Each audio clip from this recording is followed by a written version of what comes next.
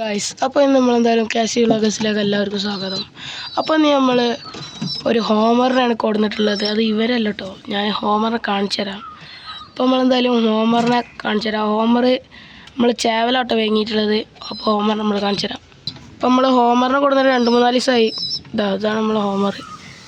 നമ്മളിതിനെ പിടിച്ച് കാണിച്ചു തരാം. അപ്പോൾ നല്ല കൊത്തുന്നുണ്ട് കേട്ടോ, നല്ല അഗ്രസീവാണ്,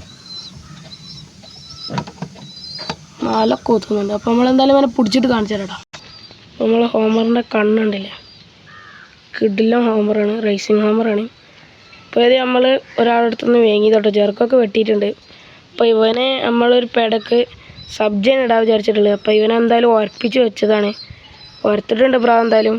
അപ്പോൾ നമ്മളൊരു സബ്ജനെ നോക്കുന്നുണ്ട്. സബ്ജനെ കിട്ടിയതിന് ശേഷം നമ്മൾ ഇവനക്ക് ഇടുന്നതാണ്. പിന്നെ ഇവൻ്റെ മുട്ടയുടെ വീഡിയോസൊക്കെ ആയിരിക്കും പിന്നെ വരുന്നത്. അപ്പോൾ ഹോമർ എങ്ങനെയുണ്ട്, എല്ലാവർക്കും ഇഷ്ടപ്പെട്ടില്ലേ? കിടില ഹോമറാട്ടോ. അതിൻ്റെ കാൽമ റിങ്ങൊക്കെ ഉണ്ട്, ചെറിയ റിങ്ങൊക്കെ ഉണ്ട്. അപ്പോൾ നമ്മളെന്തായാലും ഹോമറിനെ ഈ കൂട്ടിൽ തന്നെ ഇടാം കേട്ടോ. ഹോമർ നമ്മൾ ഈ കൂട്ടിൽ തന്നെ ഇട്ടിട്ടുണ്ട്. നല്ല അഗ്രസീവ് ആട്ടോ, നല്ല കൊത്തുന്നുണ്ട്. ഇവന് ഈ ഇഷ്ടിക കല്ലുമ്പോൾ നിന്നിട്ടേ കുറുകുന്നുള്ളൂ കേട്ടോ,